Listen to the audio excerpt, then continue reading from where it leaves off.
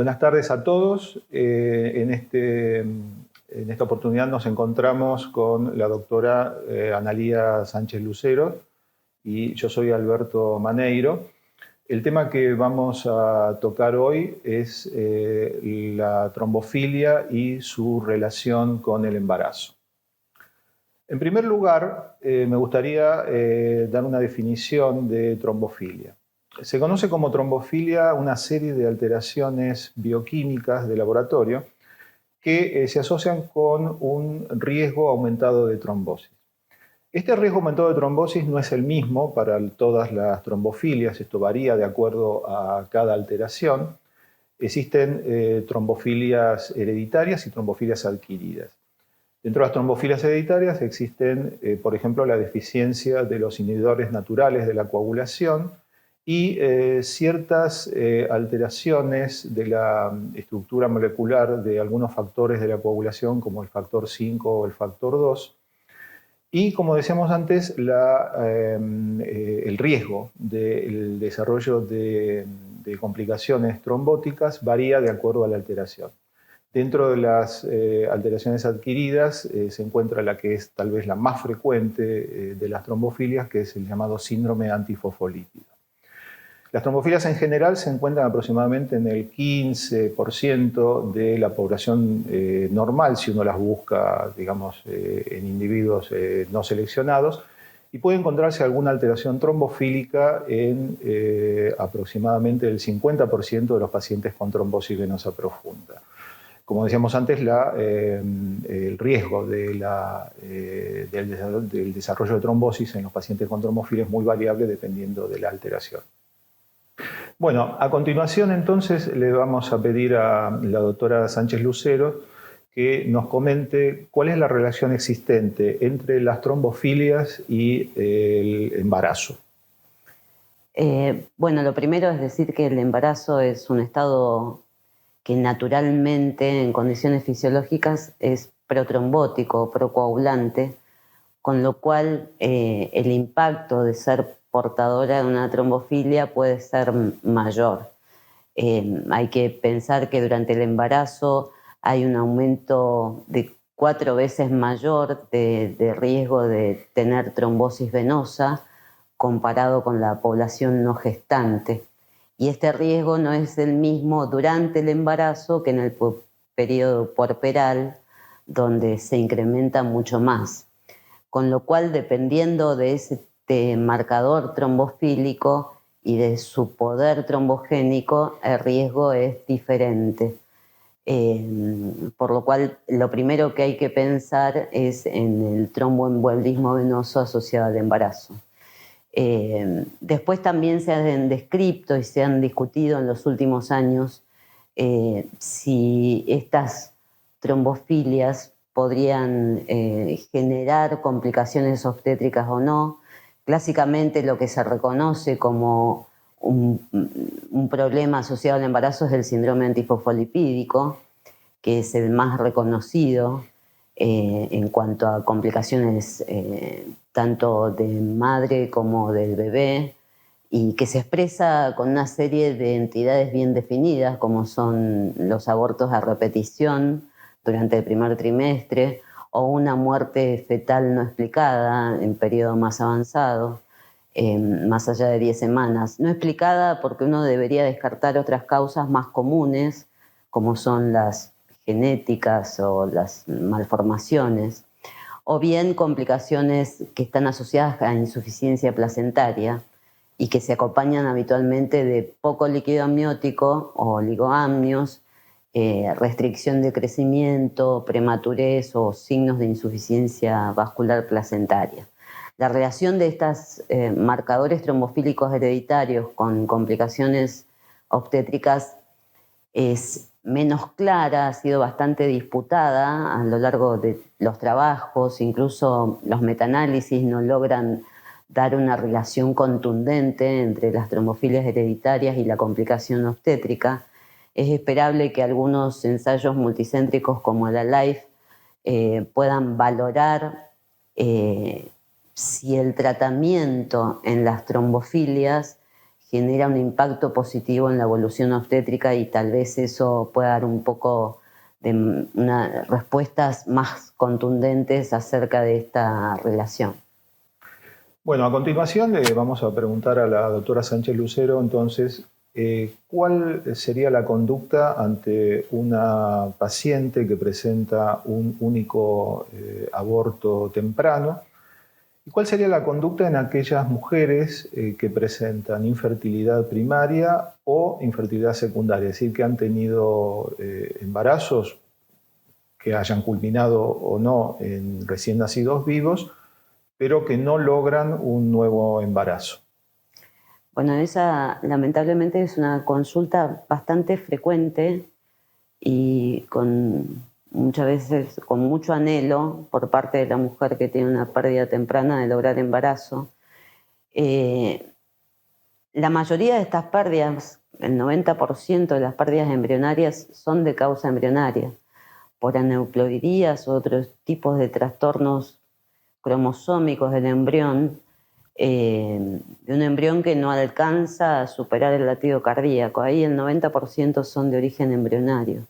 El tema de si hay algún beneficio en estudiarlas, hay un grupo francés que publicó un trabajo en Blood con un grupo de mujeres que habían tenido una primera pérdida y única embrionaria, evaluando anticuerpos antifosfolipídicos, siguiendo los criterios de Miyakis de diagnóstico de SAF, y aunque encuentran un valor predictivo en detectar estos anticuerpos, 70% de esas mujeres seguidas en un embarazo tuvieron un nacido vivo con éxito y sin ningún tratamiento, con lo cual da la impresión que estudiar a estas mujeres solo incrementa el costo en salud sin otorgar ningún beneficio.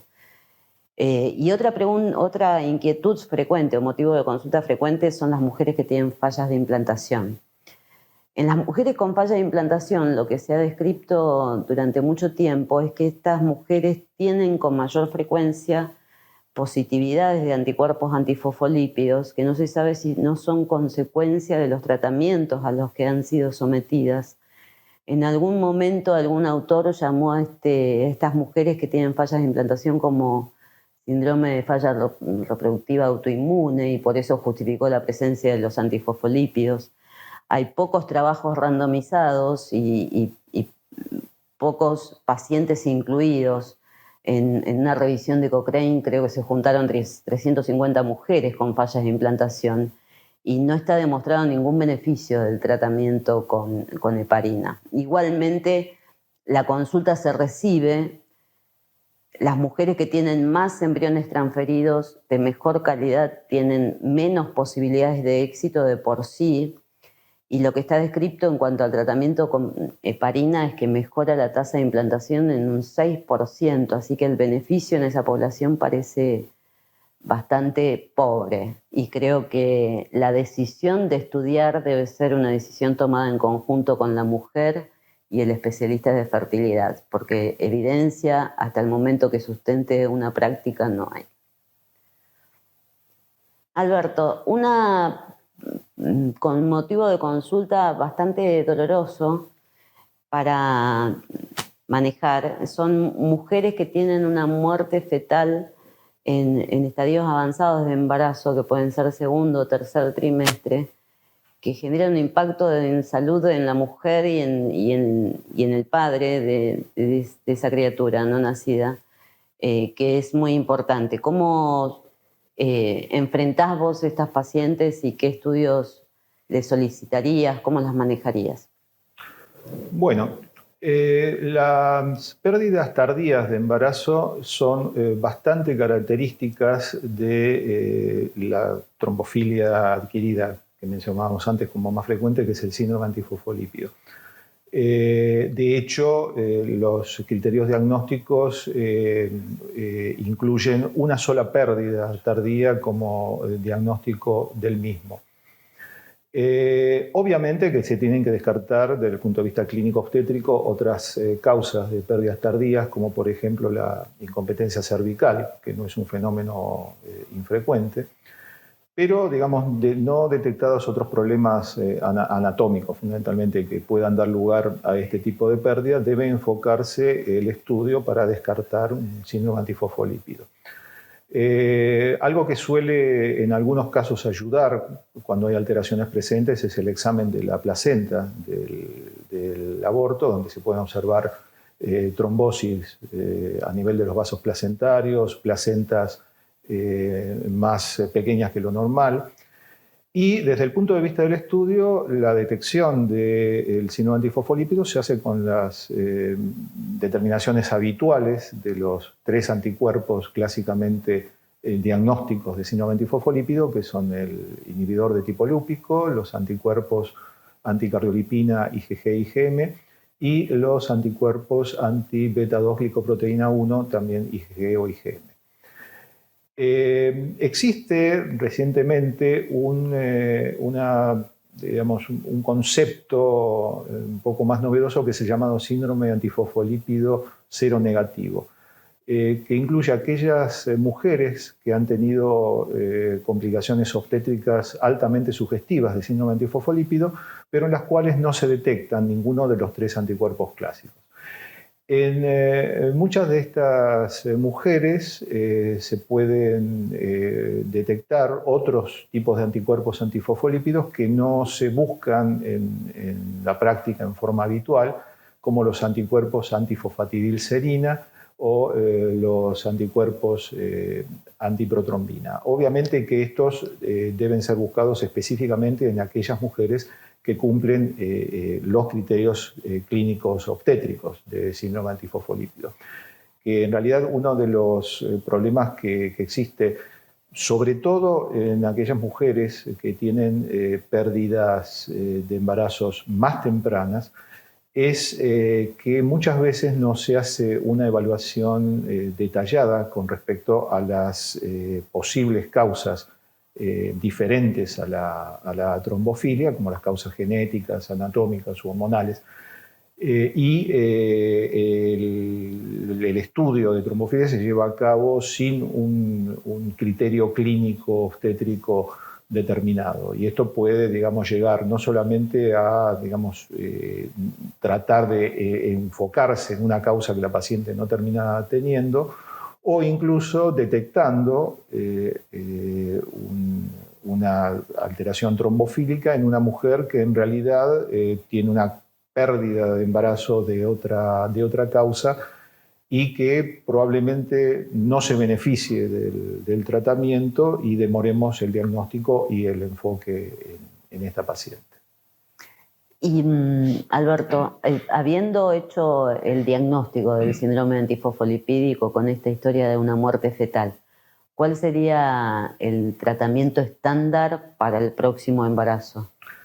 Bueno, una vez confirmado el diagnóstico de síndrome antifosfolipídico, la conducta es que ante un nuevo embarazo la paciente debe hacer una profilaxis de la complicación obstétrica que actualmente se lleva a cabo con la combinación de heparina, habitualmente heparina de bajo peso molecular a dosis profilácticas, con el agregado de ácido acetil salicílico a dosis bajas, habitualmente 100 miligramos por día por vía oral. Este tratamiento debería ser iniciado en el caso de que la mujer se embarace y se demuestre un embarazo viable. En algunos casos puede, digamos, llegar a hacerse el diagnóstico y si la mujer se embaraza, el tratamiento podría llegar a iniciarse con el diagnóstico bioquímico de embarazo. Esto es obviamente discutible. Si uno lleva a cabo esta conducta, obviamente debería continuar en el caso de que el embarazo demuestre ser viable. No existe una indicación de control de la heparina bajo peso molecular con la medición de actividad antifactor 10 activado, ya que no se ha demostrado en general que se modifique, digamos, los niveles de de factor anti-10 con estas dosis de heparina, que normalmente se mantienen dentro de los rangos de profilaxis. Y el tratamiento se mantiene hasta el momento del parto. Luego se suspende y se reinicia en el posparto inmediato como, digamos, profilaxis de tromboembolismo venoso, dada la presencia de los anticuerpos antifosfolípidos con una complicación obstétrica asociada a ellos. Esto habitualmente se mantiene durante aproximadamente 45 días. Alberto, y en el caso de que fracase, ¿cuándo consideras que un tratamiento con heparina, aspirina fracasa? ¿Y qué otras herramientas quedan para tratar a la paciente con síndrome antifosfolipídico? Bueno, el éxito del tratamiento con heparina bajo presión molecular más aspirina oscila más o menos en un 85% aproximadamente de embarazos a términos en mujeres que han tenido una pérdida tardía o que han tenido abortos recurrentes. Uno esperaría que con el tratamiento adecuadamente llevado a cabo la mujer logre el embarazo. La práctica habitual indica eso.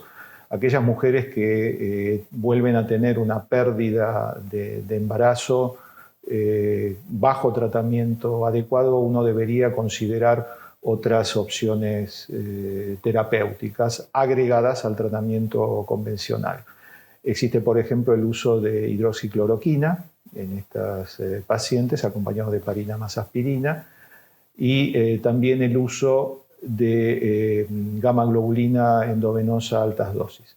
Estos tratamientos obviamente se refieren al síndrome antifosfolípido, es decir, no al uso de heparina en otras trombofilias que no han demostrado una asociación clara con complicaciones obstétricas y en las cuales además no se ha demostrado una clara evolución adecuada bajo el tratamiento con heparina.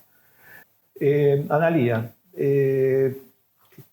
como dijimos al principio, existen trombofilias de alto riesgo o de bajo riesgo, trombótico específicamente.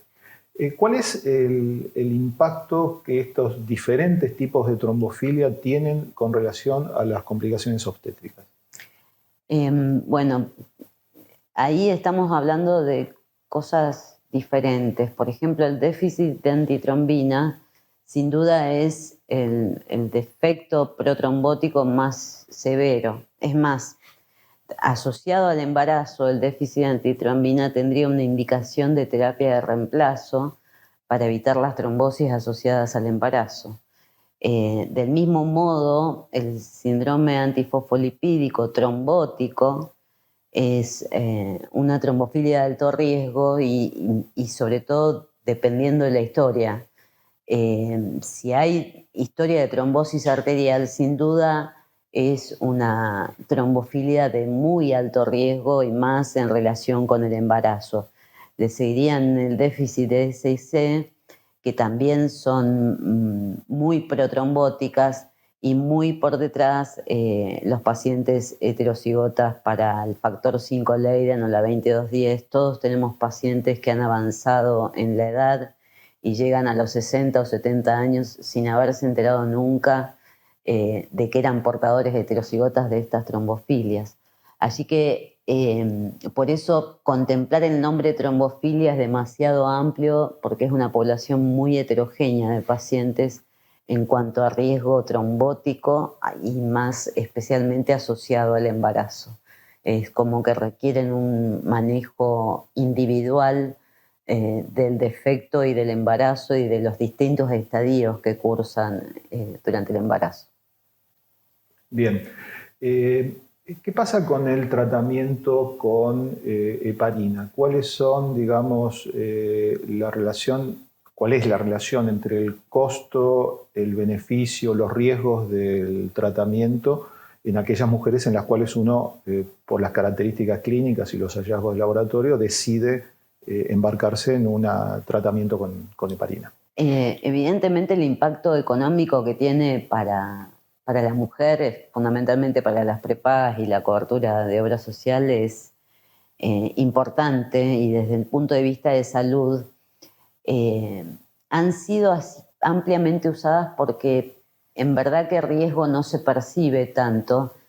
No es tan frecuente que haya desarrollo de anticuerpos con trombocitopenia inducida por heparina. Sí puede aparecer alergias en los sitios de inyección y uno cruzar de fármaco y a veces puede evitarse. Lamentablemente en nuestro país en este momento solo se comercializa enoxaparina en sus distintas marcas, pero antes podía cambiarse con dalteparine o con nadroparine y podía no haber alergia cruzada. El otro efecto indeseable de las heparinas de bajo peso es la osteoporosis. Uno sabe que el embarazo normal se acompaña de osteoporosis fisiológica y en principio la heparina en dosis de prevención administradas una vez por día no genera una osteoporosis más profunda que la inducida por el embarazo. Por eso el costo de hacer una densitometría pre-embarazo y una densitometría al final, la verdad que no se justifica por este efecto. Distinta es la situación si uno debe usar dosis terapéuticas de heparina durante todo el embarazo, porque eso sí implica un mayor impacto en cuanto a riesgo de osteoporosis. Después están los sangrados en los sitios de inyección. En general la dosis profiláctica no está descrito que esté asociada a sangrados mayores, sino simplemente a hematomas en el sitio de inyección y poco más. Y obviamente, a la mujer hay que explicarle que está bajo un tratamiento que tiene propiedades anticoagulantes para darle la indicación apropiada en el momento del parto. En líneas generales, la dosis, cuando uno está usando dosis profilácticas de heparina, en relación con la anestesia neuroaxial, deben transcurrir un plazo de 12 horas para que la mujer pueda recibir la anestesia espinal, epidural o el catéter peridural. En el caso de la heparina terapéutica, el plazo debe ser mayor, debe ser de 24 horas de la última dosis para poder ser o realizar ese tipo de anestesia. Y lo mismo si decide, es raro, pero si decide hacerse algún procedimiento menor durante el embarazo, como puede ser una extracción dentaria o alguna cosa así. Una consulta que hoy en día es más frecuente es la que viene asociada con el NT+ y la punción de vellosidades coriónicas, porque las mujeres logran embarazo a edades cada vez más avanzadas con mayor riesgo de síndrome de Down, y muchas desean hacer la punción de vellosidades coriónicas, y el plazo para hacer la punción es el mismo, son 12 horas de la última aplicación para poder hacer la punción de vellosidades coriónicas. En líneas generales estas son las inquietudes. Como vos decías, no es un tratamiento que requiera control, pero sí al menos un recuento de plaquetas cada 4 o 5 semanas es lo mínimo por el tema de la trombocitopenia asociada al uso de heparina, ¿no? Bueno, Analía, como mensaje final, teniendo en cuenta lo que venimos conversando, ¿cuál sería, digamos, el impacto que tiene la detección de una trombofilia en una mujer, no solo en lo que hace al diagnóstico en relación a una eventual complicación obstétrica, sino en cuanto a su vida como un todo? Bueno, eso forma parte fundamental de la relación médico-paciente que uno establezca en la primera consulta, ¿no? Poner en perspectiva lo que un hematólogo aporta a la evolución del embarazo, a las posibilidades de concebir y la importancia que tiene el hacer un diagnóstico de un marcador trombofílico, porque para la vida, ¿no? La vida continúa después de la búsqueda de embarazo y de haber logrado un hijo. Y estos diagnósticos de trombofilia pueden invalidar otros tratamientos que son importantes, hormonales o no,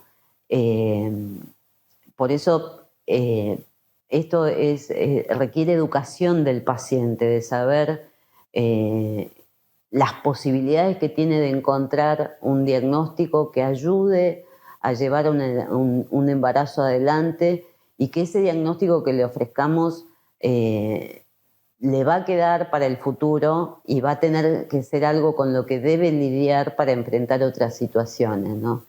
La envergadura de este problema en nuestro país no está calculada. Estados Unidos en el CDC tiene muchísimos números. Yo en algún momento había calculado que el problema de la infertilidad en nuestro país alcanzaba a 1 millón de mujeres aproximadamente por año, con lo cual es una población enorme en donde el hematólogo tiene poco que hacer y también poco que ofrecer, a pesar de todas las expectativas que los medios y la prensa y las pacientes puedan poner en nosotros, ¿no? Eso nos establece que nosotros nos comuniquemos con los pacientes desde otro lugar, ¿no? Y con otros especialistas también, tratando de transmitir todas las incertidumbres que nosotros mismos tenemos. Así es.